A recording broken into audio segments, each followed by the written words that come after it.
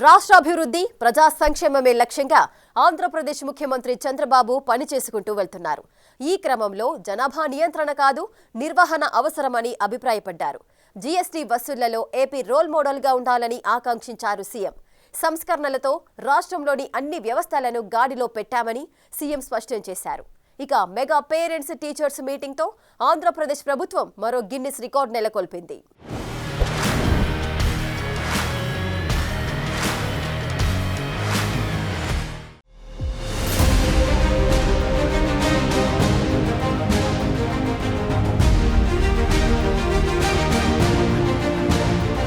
ప్రపంచ జనాభా దినోత్సవం సందర్భంగా రాష్ట్ర రాజధాని అమరావతిలో నిర్వహించిన తొలి సదస్సులో ముఖ్యమంత్రి చంద్రబాబు నాయుడు పాల్గొన్నారు. ఆంధ్రప్రదేశ్లో జనాభా పెరుగుదల తగ్గడంపై సీఎం ఆందోళన వ్యక్తం చేశారు.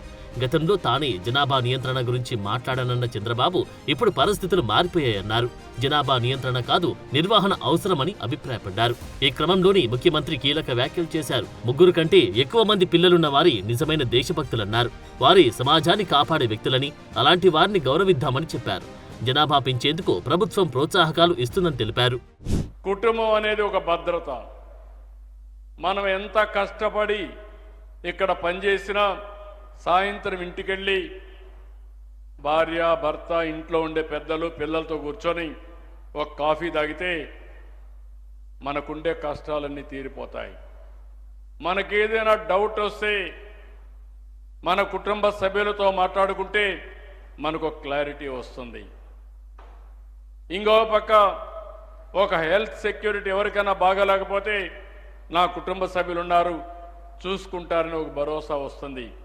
రేపు ఏదైనా నాకు అనారోగ్యం వచ్చినా ఇంకొకరున్నారు, వాళ్ళు మమ్మల్ని చూసుకుంటారు, హాస్పిటల్ తీసుకుపోతారని భరోసా వస్తుంది. ఇలాంటివి రావాలంటే మనందరం గుర్తుపెట్టుకోవాల్సింది మళ్ళీ ఉమ్మడి కుటుంబ విధానానికి, పెద్ద కుటుంబాలకి మనం దోహదం చేయాల్సిన అవసరం ఉంది. ప్రభుత్వ పరంగా పాలసీలు అవి కూడా తీసుకొస్తామని చెప్పి కూడా నేను మీకు తెలియజేస్తున్నా. మారుతున్న పరిస్థితుల దృష్ట్యా జనాభా అనేది ఆస్తిగా మారిపోయిందన్నారు సీఎం చంద్రబాబు. ఒకప్పుడు అధిక జనాభా ఉన్న దేశాలను చులకనగా చూసే పరిస్థితి ఉండేదని, ఇప్పుడు జనాభా భారం కాదని, ఆస్తి అని అన్నారు. గురజాడ చెప్పినట్లుగా దేశమంటే మట్టి కాదోయ్, దేశమంటే మనుషులోయ్ అన్న స్ఫూర్తితో ముందుకు సాగాలని చంద్రబాబు పిలుపునిచ్చారు. 2 కంటే ఎక్కువ మంది పిల్లలుంటే స్థానిక సంస్థల ఎన్నికల్లో పోటీకి అనర్హులని గతంలో చట్టం తెచ్చామని, ఇప్పుడు ఆ చట్టానికి మార్పులు చేసినట్లు గుర్తుకు చేశారు. ఏపీలో ప్రత్యుత్పత్తి రేటు 1.8గా ఉండడంతో ఆందోళన వ్యక్తం చేసిన చంద్రబాబు ప్రత్యుత్పత్తి రేటు 2.1గా ఉంటేనే జనాభా పెరుగుదల స్థిరంగా ఉంటుందన్నారు. నేను ఇప్పుడు ఏ పని ఆలోచించినా పాపులేషనే ఒక ఆస్తిగా ఆలోచిస్తున్నా, ఒక క్యాపిటల్గా ఆలోచిస్తున్నా.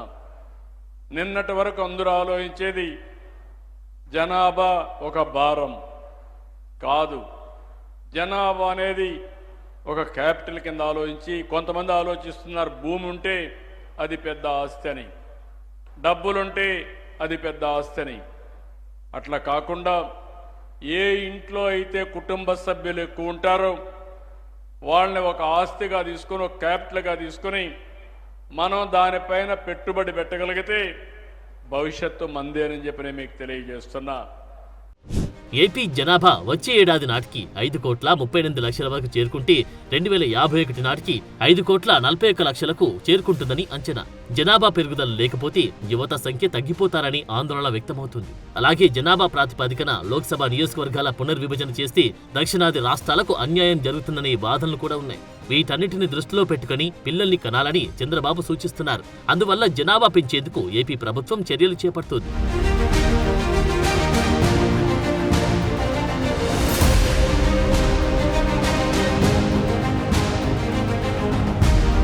సంస్కరణల అమలు ద్వారా రాష్ట్రంలోని అన్ని వ్యవస్థలను గాడిలో పెట్టామని సీఎం చంద్రబాబు స్పష్టం చేశారు.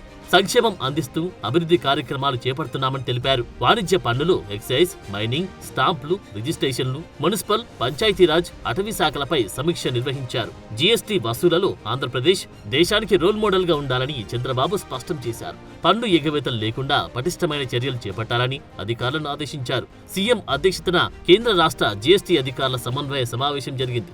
డేటా అనలిటిక్స్ లాంటి టెక్నాలజీని వినియోగించి పన్ను ఎగవేతల్ని అడ్డుకోవాలని ముఖ్యమంత్రి స్పష్టం చేశారు. సమర్థవంతమైన పన్ను వసూళ్ల ప్రక్రియ ద్వారా జాతీయ సంపదను పెంచాలని సీఎం సూచించారు.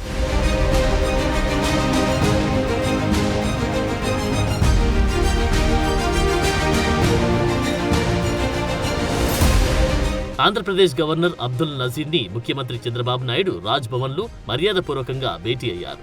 రాష్ట్రంలోని తాజా పరిస్థితులు, పరిపాలన అంశాలను గవర్నర్ కు వివరించారు. అదేవిధంగా ఏడాది పాలన కాలంలో ప్రభుత్వం తీసుకున్న నిర్ణయాలు, అమలు చేసిన సంక్షేమ పథకాలు సహా వివిధ అంశాలను గవర్నర్ కు తెలియజేసినట్టు తెలుస్తోంది.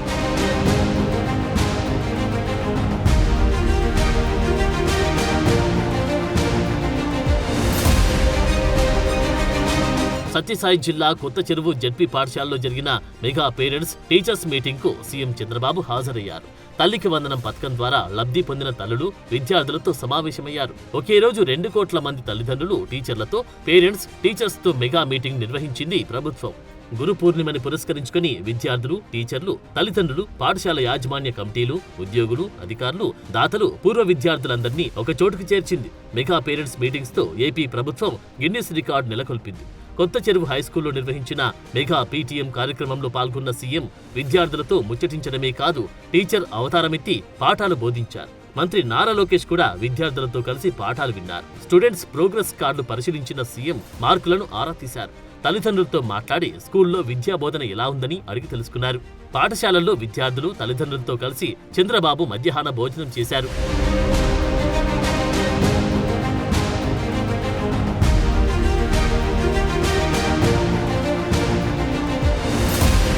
చదువుకొని పైకొచ్చిన వారు ప్రభుత్వ స్కూళ్లకు ఎంతో కొంత చేయూతనివ్వాలని పిలుపునిచ్చారు సీఎం చంద్రబాబు.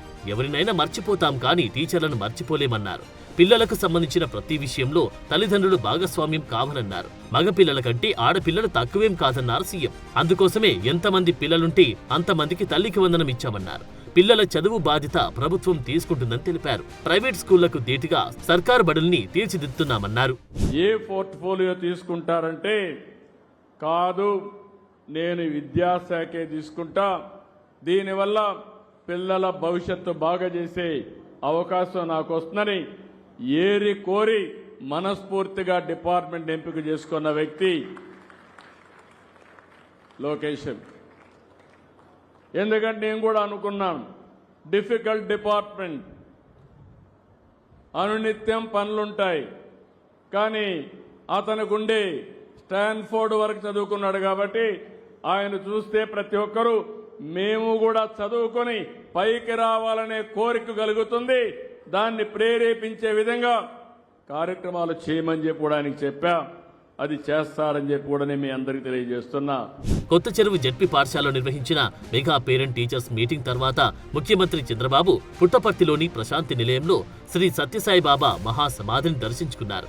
ఈ కార్యక్రమంలో కేంద్ర వ్యవసాయ శాఖ మంత్రి శివరాజ్ సింగ్ చౌహాన్, రాష్ట్ర మంత్రి నారా లోకేష్ పాల్గొన్నారు.